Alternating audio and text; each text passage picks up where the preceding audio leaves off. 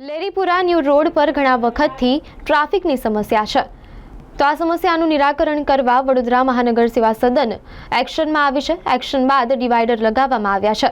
Divider લગાવવાથી વેપારી લોકો ફૂટપાથ પર માલ મૂકે છે, જેથી લોકોને આવવા જવામાં તકલીફ પડે છે.